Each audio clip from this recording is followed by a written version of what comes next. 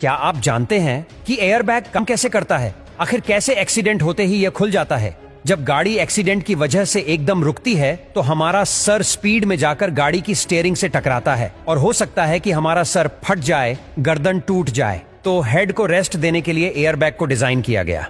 Seat belt के साथ में एक प्रॉब्लम यह भी है कि यदि एयरबैग नहीं होगा तो हमारी बॉडी और सर एक्सीडेंट के टाइम एकदम आगे की तरफ जाएंगे।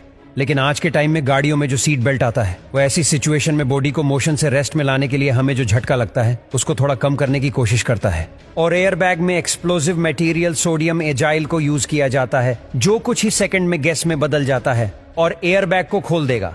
अब इस मैकेनिज्म में जो सेंसर है वह कुछ इस टाइप का है। इसमें पीछे की तरफ दो मैग्नेट है जिन्होंने इस बोल को पकड़ रखा है। तो जैसे ही कोई एक्सीडेंट होता है तो यह बोल इन मैग्नेट से निकलकर आगे की तरफ जाकर सर्किट को क्लोज कर देगी।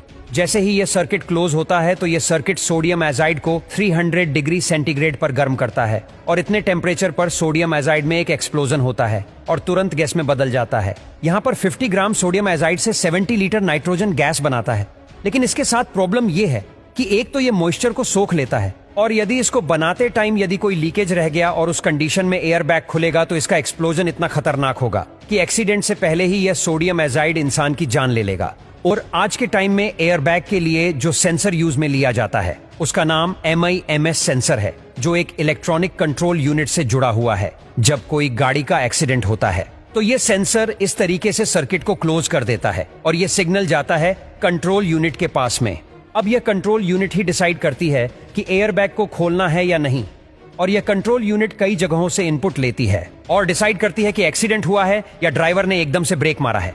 फर्स्ट सिग्नल इस कंट्रोल यूनिट के पास में एक्सीलेरोमीटर सेंसर से मिलता है कि गाड़ी की स्पीड कितनी जल्दी कम हुई है, ये ब्रेक लगाने से कम हुई है या एकदम से गाड़ी किसी चीज से स्ट्राइक होने से कम हुई है।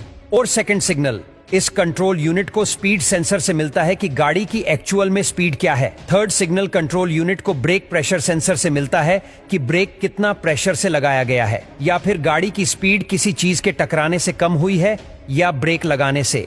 और फोर्थ सिग्नल इस एयरबैग कंट्रोल यूनिट को जायरोस्कोप से मिलता है और यह इस कंट्रोल यूनिट को गाड़ी की 3D पोजीशन दिखाता है कि गाड़ी कितने एंगल पर झुकी हुई है और यदि कोई एक्सीडेंट हुआ है तो किस साइड से गाड़ी को हिट किया गया है। और फिफ्थ सिग्नल इस कंट्रोल यूनिट को डोर प्रेशर सेंसर से मिलता है।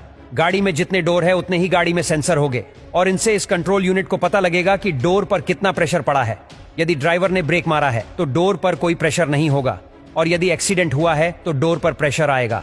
Sixth signal seat occupation sensor से इस कंट्रोल यूनिट को मिलता है और यह सेंसर इस कंट्रोल यूनिट को बताता है कि गाड़ी में कितनी सीट पर पैसेंजर बैठे हुए हैं। जितनी सीट पर पैसेंजर होंगे उतने ही एयरबैग खुलेंगे। अब इन सभी सेंसर से यह कंट्रोल यूनिट डेटा को कलेक्ट करती है और 2 मिलीसेकंड के अंदर इस डेटा को कैलकुलेट कर लेती है। यदि एक्सीडेंट हुआ है तो एयरबैग के सर्किट को क्लोज करती है और जैसे ही एयरबैग सर्किट क्लोज होता है तो एयरबैग में जो एक्सप्लोजिव मटेरियल है उसको इग्नाइट करता है और एक एक्सप्लोजन करवाता है। इस एक्सप्लोजन के बाद में 20 से 30 मिलीसेकंड में एयरबैग में गैस भरने लग जाती है और 100 मिलीसेकंड तक पूरा एयरबैग खुल जाता है। यह एयरबैग 350 किलोमीटर पर आवर की स्पीड से खुलता है।